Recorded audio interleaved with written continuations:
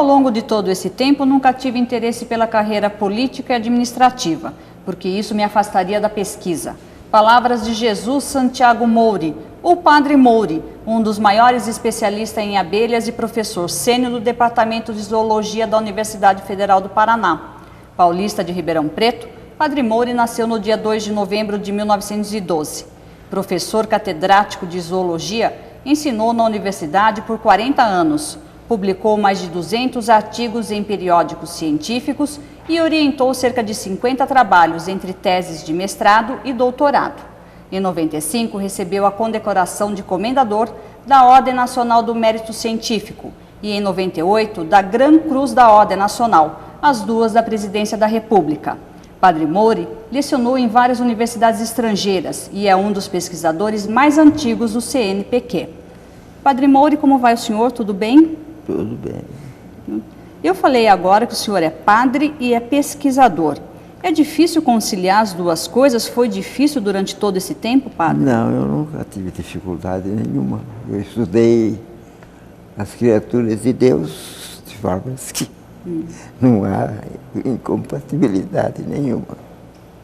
O senhor se formou, o senhor fez seminário? Não, eu fiz seminário normal, ou seja, eu fiz o meu primário em Santos, em 1917, 18, 19. Quando veio a gripe espanhola, morreu um tio meu, então meu pai resolveu voltar outra vez para a Ribeirão Preto. Ele tinha sido contratado quando estava na Espanha pela Companhia Paulista de Estradas de Ferro para a construção das estações entre Campinas e Ribeirão Preto. Depois foi estendido até Minas Gerais. Acho que Catalão, não me lembro mais o lugar que era. Então, que nós andamos todas essas partes quando pequenos. Depois aprendi, como disse, a ler em Santos. Depois, naquele tempo ainda da palmatória. Era tempo difícil, hein, padre, esse? E depois voltei para Ribeirão Preto e ali fiz o grupo escolar. Quando terminei o secundário do grupo escolar, que havia naquele tempo, havia 3 anos de secundário, para preparar para a gente entrar para a universidade, então eu resolvi entrar para a frade. E aí eu entrei para a congregação. Eu tinha 12 anos e meio aproximadamente quando eu entrei para a congregação. Mas foi uma decisão do senhor? O senhor sentia a necessidade de seguir a carreira? Como é que foi? Minha mãe era muito religiosa, meu pai não era tanto. Fala que ela favoreceu também bastante. Eu acompanhei muitas vezes os padres do Coração de Maria quando eles iam às fazendas. Aquela zona era uma zona de fazendas muito importante, principalmente no tempo do café. E falavam que, estando sempre em contato com os padres, foi muito fácil quando fundaram a nossa casa aqui, o nosso colégio postulantado de Curitiba, então eu vim para cá. Eu me lembro muito bem que eu saí de São Paulo às 3 horas e cheguei aqui no dia seguinte às 9 horas da noite. Veio do quê? Como é que foi essa viagem? De trem? De trem, Sorocabana. Pela Sorocabana? Pela Sorocabana. Nós tivemos algumas dificuldades em Itararé porque estavam em revolução e tivemos que tirar uma espécie de passaporte ou licença de passagem em São Paulo antes de embarcar. Porque aí é que os gaúchos nos deram licença para entrar para o Paraná. Para entrar aqui no Paraná. Padre, agora nessa época que o senhor foi para o seminário, o senhor já tinha assim, uma vocação à informação, gostava muito da informação, primeiro seguiu o seminário, depois fez teologia. Agora nessa época também quem estava no seminário tinha muito mais acesso à informação do que as outras pessoas, ou não? Realmente nós tínhamos biblioteca. Na biblioteca tínhamos alguns livros notáveis, não era uma grande biblioteca, pode-se dizer. Porque aqui no Brasil, infelizmente, foi uma das coisas que houve muito descuido. Apenas São Paulo e Rio de Janeiro tinham uma biblioteca razoável. Eu, quando fui convidado para ficar como professor na Universidade de Califórnia, em Berkeley, nessa ocasião a Rockefeller Foundation veio e disse, não, o seu lugar é no Brasil. O senhor deve voltar para o Brasil. Então eu fiz uma exigência. Eu só volto para o Brasil se vocês me derem uma biblioteca. Me deram? Deram a biblioteca. Eles gastaram naquela época em que a nossa bolsa era de $300 por mês, eles devem ter gastado para cima de $200 mil para comprar a biblioteca que nós temos aqui. E a biblioteca da universidade hoje? E era muito fácil comprar naquele tempo porque tinha acabado a guerra e muitas famílias tinham vendido as bibliotecas, etc. Então eu comprei, a biblioteca foi comprada na Holanda. Compramos várias coleções completas, algumas ficaram no Museu Paranaense, infelizmente sem utilidade quase, porque ali não há uma pesquisa muito profunda, etc. Por exemplo, toda a parte que era de malacologia, ou seja, para estudo de moluscos, como tinha um pesquisador lá, o Lange de Morretes se chamava. Era um meio pintor, que também gostava de pintura, mas também era naturalista. Ele tinha trabalhado em São Paulo, onde eu tinha conhecido, e depois começou a trabalhar aqui no Paraná também, no Museu Paranaense, porque quando se fundou o Museu Paranaense, o Museu Paranaense não tinha o caráter que depois foi imprimido pelo Dr. José Loureiro Fernandes. Aliás, o senhor sempre brigou para o Museu Paranaense ficar junto com a universidade, quando o senhor ajudou a fundar a universidade, não é, padre? Nessa ocasião, nós queríamos que outra vez o museu voltasse e ficasse integrando, porque tinha uma boa biblioteca já, nós tínhamos conseguido algumas revistas.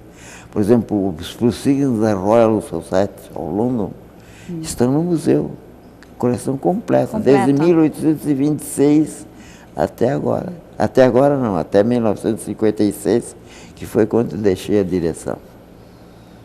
O senhor hoje é professor sênior do Departamento de Zoologia. O senhor continua pesquisando ainda? Eu continuo trabalhando do mesmo jeito, do mesmo modo. Eu continuo estudando os polinizadores brasileiros, que eu acho que é uma coisa fundamental para a sobrevivência das nossas florestas. Ou seja, que nós não só não podemos destruir as árvores, mas também não podemos destruir as abelhas que fertilizam as aves. O senhor é um dos maiores especialistas em abelha. Agora, por que a abelha, Padre Mouri? Bom, foi uma ocasião. Eu em São Paulo, quando eu comecei com o Dr. Frederico Lane, era um inglês, eu comecei no Museu Paulista, ou seja, no Museu de São Paulo, Museu Paulista, que estava em cima do Ipiranga. Nós tínhamos que subir pela escada, a escada em caracol, e depois lá passar por cima do telhado, para ir até a nossa torre. Tinha a torre do lado direito, que era a torre da zoologia, do mastozoologia, ou seja, os animais maiores, e depois tínhamos a zona de entomologia, que ficava do outro lado. A gente tinha que passar por aquela pinguelinha. Isso em quando, mais ou menos, Padre? Isso foi em 1934, 35, 36, por aí. E nessa ocasião, então, eu comecei a ajudar já o professor Lene na tradução de inglês, porque antigamente grande parte da literatura foi feita em latim. Por exemplo, Linneu mesmo escreveu em latim. Teve um grande pesquisador sueco que trabalhou os cacidíneos, ou seja, esses besouros que parecem tartaruguinhas. Bem feinhos, por sinal, Ele estudou tudo em latim, 5 volumes de latim. E latim muito bem escrito. Agora, esse besouro que o senhor falou é um besouro feinho. O senhor também chegou a estudar alguma coisa? Não, eu ajudei e agora existe um especialista dentro do nosso departamento, que é o professor Zundir, que trabalha com esse grupo. Eu andei estudando esse grupo em vários lugares na Europa. Depois, uma coisa que eu achei que poderia ajudar muito aos pesquisadores brasileiros, e onde eu gastei todo o dinheiro que eu ganhei para consertar, para arrumar a coleção do Museu Britânico, a Royal Society me pagou regiamente para aqueles 3 meses que eu trabalhei lá. Então eu tive dinheiro para poder comprar uma máquina fotográfica japonesa bem apropriada para poder tirar fotografia de insetos. Por acaso, quando eu estive no Museu de Paris, eu descobri a coleção Bates, que tinha sido feita no século passado.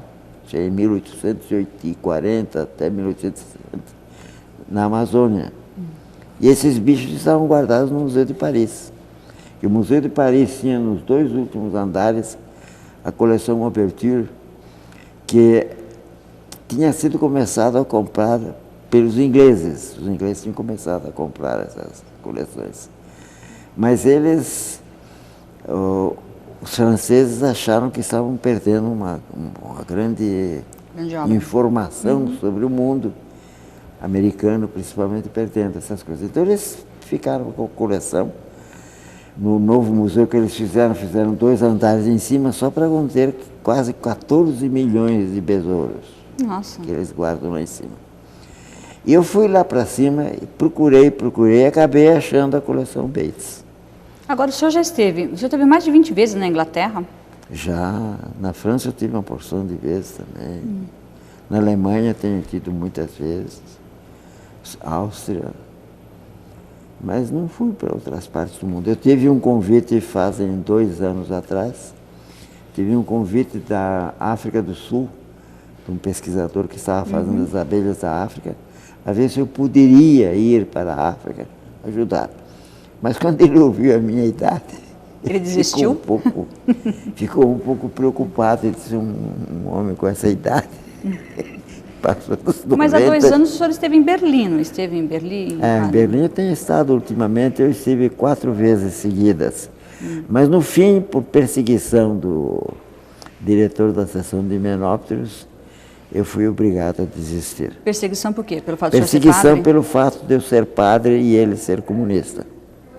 Uma razão extremamente simples. O senhor acabou desistindo e voltou daí, padre? E eu então falei com o diretor do museu. O diretor do museu atualmente já é um indivíduo da Alemanha Ocidental. Mas a maior parte, pode-se dizer que a totalidade dos funcionários são todos do tempo do regime comunista, porque fazem apenas 9 anos ou 10 anos que se abriram as comportas. Então havia essa dificuldade grande de compreensão por parte do indivíduo. O diretor fez o possível, ele trocou de pessoa que ficava com a minha chave. Às vezes ele me deixava na sala de visitas por horas, sendo que eu estava pagando hotel todos os dias. Não? E eu nunca pedi auxílio para essas coisas. Eu fiz com o dinheiro que eu ganhei durante toda a minha vida, como professor e como pesquisador, etc. Ganhei dinheiro por várias partes. Os Estados Unidos me pagaram também bastante bem. Quando eu fui para a Europa, a National Science Foundation dos Estados Unidos me pagou uma viagem de 1 ano. De forma que eu tive sempre um apoio bastante grande. O Conselho Nacional de Pesquisas aqui foi muito generoso, sempre eu tive todas as possibilidades. Esse ministro anterior, por exemplo, era muito meu amigo pessoalmente, o Renato. Depois também me dava muito bem com o ministro de Ciência e Tecnologia. Agora eu estou mais desligado, porque eu estou velhinho já. O senhor continua morando no convento, padre? Como? O senhor mora num convento, né? Eu moro no convento desde 1925. No mesmo convento? No mesmo convento. E era muito diferente a região ali de 25 até agora? Era completamente diferente, mudou muito, né? Mudou muitíssimo. O que o senhor lembra daquela época do convento, quando o senhor chegou no convento? Como é que foi essa transformação da cidade? Nós tínhamos um regime muito rigoroso. Os padres que tomavam conta do colégio naquele tempo, que tinham vindo da Espanha, espanhóis, portanto. Quando eu aprendi latim, eu aprendi espanhol ao mesmo tempo, porque o professor que nos ensinava latim ensinava em espanhol. Então, foi mais fácil aprender a língua. Depois, pessoalmente e com interesse, eu aprendi outras línguas, porque eu achava que era necessário para poder compreender. Inglês, eu me francês, lembro que uma das coisas que eu me dediquei muito durante a carreira, né, porque era uma coisa fácil, não exige muito equipamento, foi matemática. Eu me dediquei muito à matemática, inclusive estudei o livro do Trompowsky sobre cálculo infinitesimal, etc. Todas essas coisas. A gente tinha até essas possibilidades.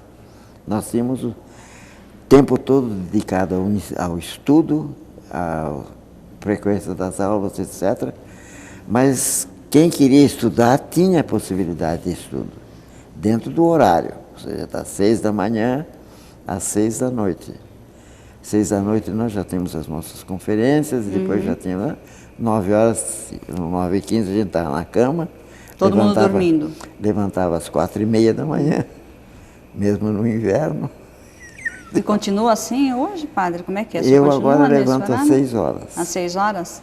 Todos os dias, deito às 9, quase que exatamente, e levanto às 6. O senhor reza a missa ainda? Rezo todos os dias na capela particular, de forma que eu tenho todas as minhas facilidades, eu estou satisfeito, ou seja, eu acho que posso me preparar para a eternidade. Imagina, padre. Muito bem.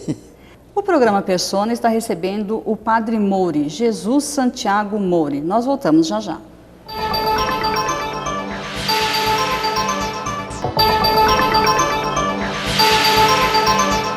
O programa Persona de hoje está recebendo o Padre Mouri, Jesus Santiago Mouri, professor sênior do Departamento de Zoologia da Universidade Federal do Paraná. Aposentado. Aposentado, mas continua fazendo pesquisa. Do mesmo jeito. Padre, o senhor estava falando que reza a missa pela manhã na capela do convento onde o senhor mora. Eu tenho um convento, eu lá tenho uma capela, e essa capela onde os padres fazem a meditação da manhã, quando eles saem às 6 horas, às 7 horas melhor, eles saem às 7 horas, eu então entro e celebro a minha missa, que dura aproximadamente meia hora. O senhor se dá muito bem com os padres de hoje? Mais ou menos, mais ou menos. Já é gente mais nova, questões de observação que nós éramos muito rigorosos, isso se perdeu quase completamente. Mesmo a frequência, por exemplo, aos atos religiosos e tudo isso, caiu muito, apesar de ser um seminário onde se ensina teologia para todo o pessoal do estado do Paraná e também parte de Santa Catarina. O que o senhor acha do Papa? Como? O que o senhor acha do Papa? Bom, o Papa fez o papel dele extremamente esforçado, dentro daquele espírito de fé que tem o polonês em geral, todos os poloneses que conheço. De forma que eu acho que ele desempenhou muito bem o seu papel. Agora está completamente já acabado. Apesar disso, ele faz todo o esforço ainda para poder cumprir as poucas coisas que é possível para ele cumprir. Ele foi extremamente prejudicado, porque ele era um indivíduo extremamente robusto, por aquele tiro que ele recebeu. Sim. Então, isso prejudicou para o restante da vida. A Igreja Católica é contra o aborto e é contra o uso de preservativos, o uso de camisinha. O senhor segue essa linha, padre? O senhor acha que não, isso eu tá sigo a linha certo? da Igreja. Evidentemente, eu não posso estar em alguns pontos em concordância e em outros pontos em discordância. Eu acho isso a coisa mais absurda possível. Ou eu me encaminho por uma coisa ou por outra, mas não ficar assim, como se costuma dizer, no meio d'água. Ou seja, que uma hora vira para cá, outra hora vira para lá. Não, eu acho que isso não está de acordo. Eu tenho um espírito, assim como em ciência eu me formei com todo rigor, Sim. e procuro nos meus trabalhos expor as coisas com a maior seriedade possível, sem procurar enganar, nem muito menos. Eu ajudei bastantes americanos. Os 2 únicos livros que eu publiquei foram publicados nos Estados Unidos, não foram publicados aqui no Brasil. Mas é porque teriam uma divulgação maior e eu achava que eram coisas extremamente importantes os 2 catálogos que eu fiz. E agora, então, eu estou tendo essa recompensa que foi proposto. Isso foi proposto faz uns 2 anos atrás, numa reunião que nós tivemos com pesquisadores de todas as partes do mundo, principalmente norte-americanos, ingleses, franceses, etc., que estiveram em Indaiatuba, perto de Campinas. Sim. O governo manteve ali durante uma semana esses pesquisadores todos e nós discutimos vários aspectos da questão das abelhas. E nessa ocasião eu aproveitei para pedir, então, a ver se eles me davam um auxílio para poder publicar o catálogo. O catálogo é uma coisa muito grande. Eu já publiquei um catálogo nos Estados Unidos, o Zalictide, mas foi pago pelo governo norte-americano. E deram o apoio, padre? Deram. Fui eu e mais o diretor da seção de entomologia da Smithsonian. Aliás, o senhor viajou muito, o senhor falou no primeiro bloco do programa, o senhor viajou muito. Viajei toda a América do Sul, toda a América do Norte. E teve uma vez que o senhor... Fui na África. Teve uma vez que o senhor chegou a ser capelão do exército americano em Berlim, eu padre. Quando estive em Berlim, que não pude, porque o governo brasileiro tinha colocado no meu passaporte proibido passar para o lado do outro lado do muro. Então eu fiquei lá durante 20 dias insistindo com o pessoal do governo americano, ou seja, com o general da região, depois também o general alemão, o general russo, o general francês, falei com todos eles. E falei até com o arcebispo de Berlim, falei com ele também. E ele me falou, olha padre, eu tenho só 2 cartões para atendimento do pessoal do lado de lá. Ou seja, que quando alguma pessoa está morrendo e quer um padre, eu tenho que dar esse cartão, porque senão a pessoa não passa para o outro lado. Eu digo, não, mas para mim eles me concederam essa passagem. Eu teria passagem todos os dias para ir e voltar. Isso foi na época da guerra, né, padre? Já tinha acabado a guerra? Isso foi no ano de 58. No ano de 58, eu poderia passar para o lado de lá e depois voltar de noite para o lado de cá, ficar com os jesuítas e voltar outra vez. Eu tinha um contrato pelo Museu de Berlim, pelo Dr. Kennisman, que naquele tempo era o diretor, me contratado por 6 meses, de forma que eu iria dar aquele trabalho que eu fiz no Museu Britânico de arrumar as coleções, eu iria fazer a mesma coisa para o Museu de Berlim. Mas, infelizmente, houve essa proibição e lá o general americano foi muito claro, ele disse, olha, está aqui no seu passaporte que o governo brasileiro não lhe impede ir ao lado de lá. Então, nós nos sentimos na obrigação de colaborar com o governo brasileiro. O senhor vai se privar disso. Logo que abriu o muro de Berlim, uns anos depois, eu já consegui. A primeira vez fui com um dos meus assistentes, que é alemão de nascença. Ele veio para o Brasil com 12 ou 14 anos. O pai dele era o encarregado da taxidermia do Museu Nacional do Rio de Janeiro. Então, com ele, eu fui a primeira vez. Fomos até a Alemanha. Me entendi muito bem com o pessoal lá e pude começar a fazer minhas pesquisas. Eu levei o meu microscópio, porque eu nunca acreditei muito nos microscópios dos outros. Falando nisso, padre, tem uma frase famosa do senhor, que é sobre a reverência à barata, que aconteceu aqui na universidade. Isso foi no princípio, quando nós tínhamos apenas um microscópio para ensino. Ou seja, nós começamos numa situação de uma pobreza imensa. O reitor teve muito interesse em construir os prédios, mas a parte científica, propriamente, ficou um pouco para trás. Nós não temos ainda um grande departamento de física. Mas como é que era aquela época, padre? Assim, era muito mais pobre. O aluno... Então eu punha a barata debaixo do microscópio, vinha um aluno, ele olhava a barata e ia embora. Depois vinha o outro, e assim. Então eu considerava aquilo como uma adoração à barata. Adoração à barata.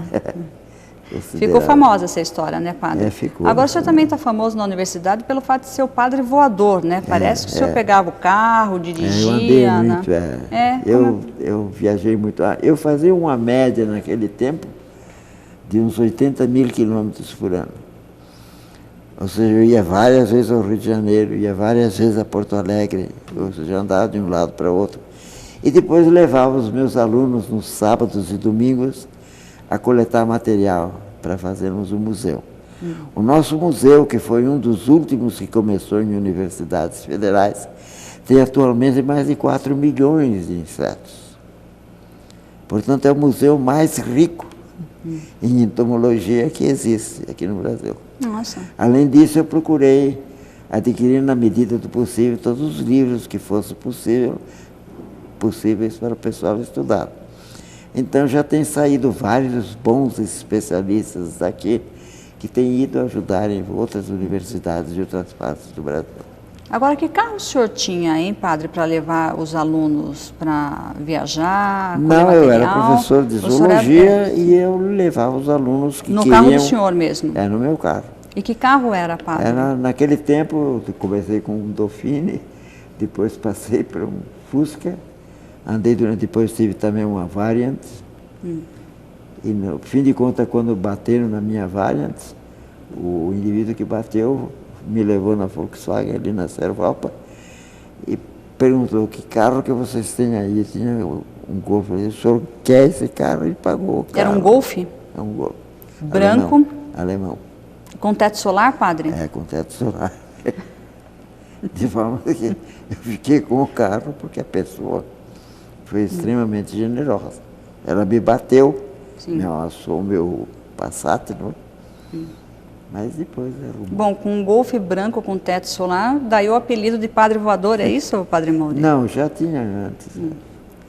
Eu também trabalhei muito tempo no mar quando eu dei cobertura para um dos meus assistentes que vinha vindo da Alemanha, o professor Hans Jacobi. Ele veio da Alemanha, era especialista em copépodos, são uns animaizinhos microscópios do mar, e trabalhei muito com ele coletando material na Baía de Guaratuba. E depois também, de vez em quando, saímos um pouquinho no mar, já com um barco um pouco melhor, etc. E a mesma coisa, eu auxiliei muito uma outra professora que veio de São Paulo, quando eu perdi o professor Lang, que depois foi para a Universidade Católica. Eu fiquei, então, na Universidade Federal, eu convidei uma professora de São Paulo. Vim para cá, Tageia Nuremberg. Ela era de origem sueca. Sim. E trabalhou comigo bastante, de forma que... E ela trabalhou principalmente balanoglossos do estado do Paraná. É o bicho mais primitivo que existe entre os animais superiores. Nossa. Ele faz buracos na areia. Então nós conseguimos, ela conseguiu descrever alguns. E depois eu também fiz com ela um outro trabalho sobre outros animais marinhos microscópicos ou quase microscópicos. Agora, padre, voltando às abelhas, o senhor catalogou 465 espécies de abelha? Não, eu tenho uma coleção muito grande. Atualmente deve passar de 400 mil exemplares. Agora, eu tenho a coleção que eu vou pouco a pouco estudando, comparando, etc., sendo mais rigor, portanto, na maneira de trabalhar esse grupo. Então, eu tenho essa coleção separada. É uma herança que eu deixo para o meu sucessor, que também é um especialista em abelhas, só que ele veio da Universidade de Viçosa, em Minas Gerais. Minas Gerais. Foi para os Estados Unidos, fez o doutorado lá com o meu amigo professor Charles Michener, que até agora é o que... Quem é o sucessor do senhor, padre? Como? Qual é o nome do sucessor do senhor? O meu sucessor agora? Olha que, sinceramente, existem muitos professores lá.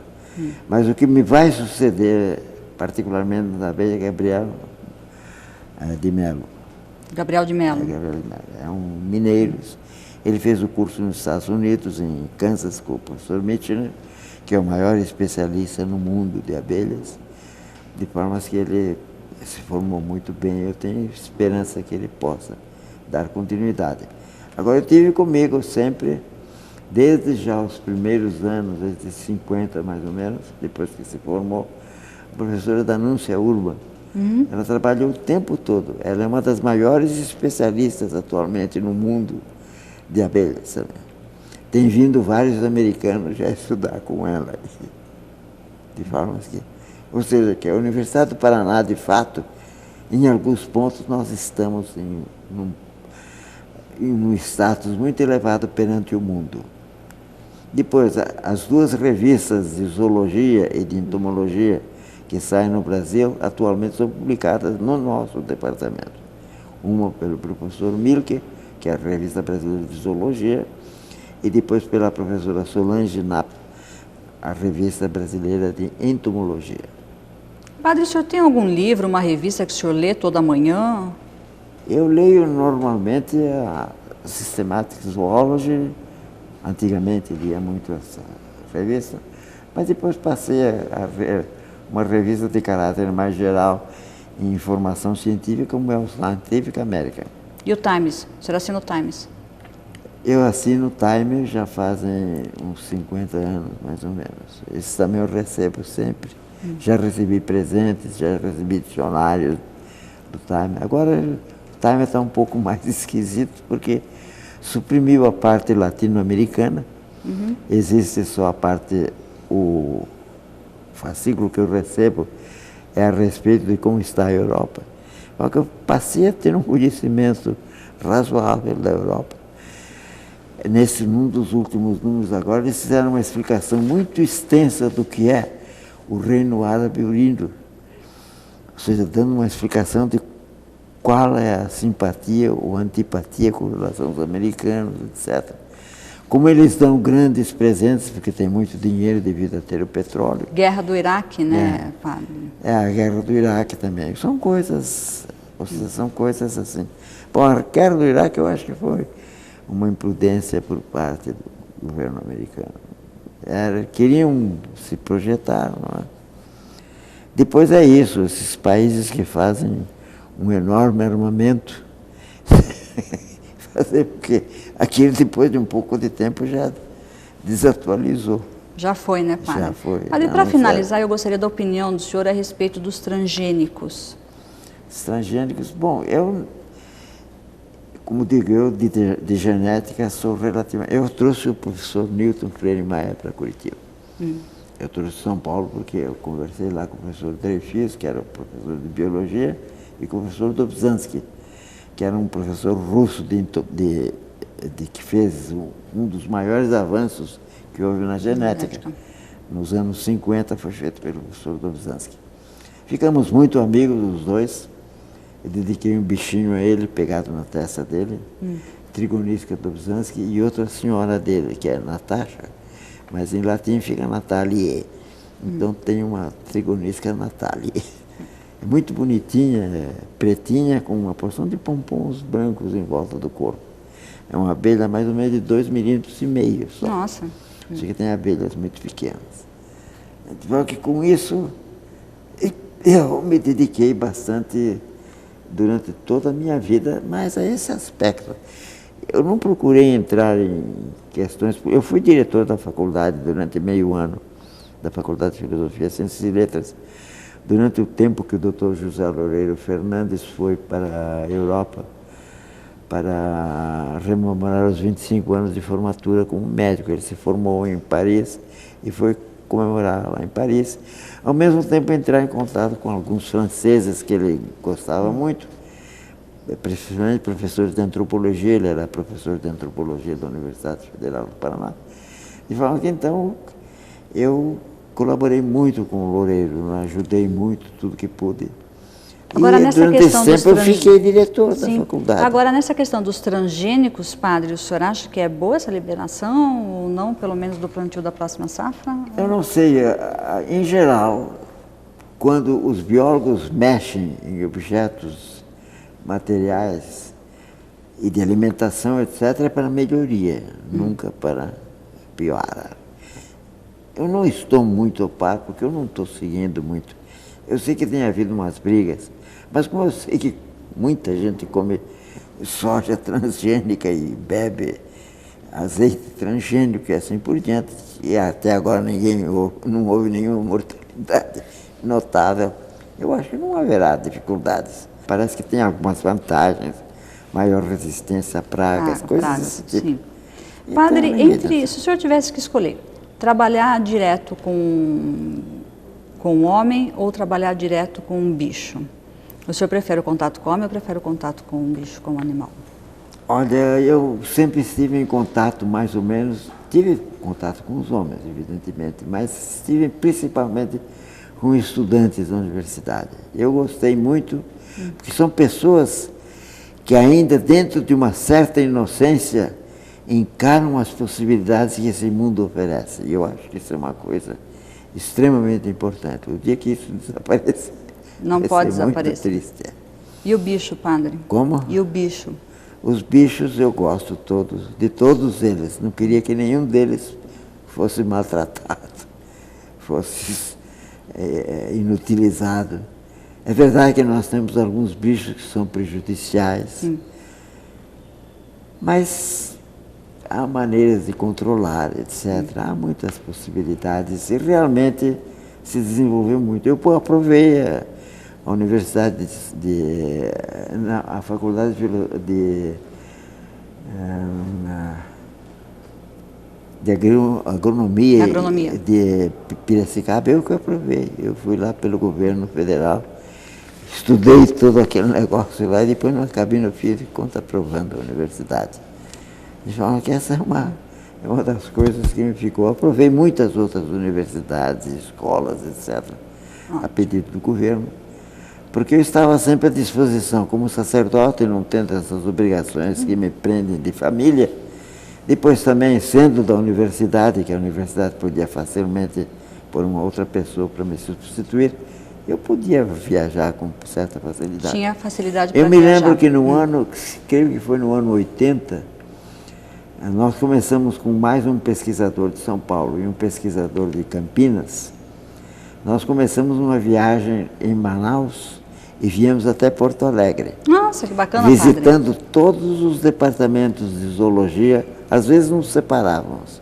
Um ia para um lugar, outro ia para outro. Nos separávamos para ver em que situações estava a universidade e fazermos então uma prestação de contas ao Conselho Nacional de Pesquisas e ao Ministério da Educação.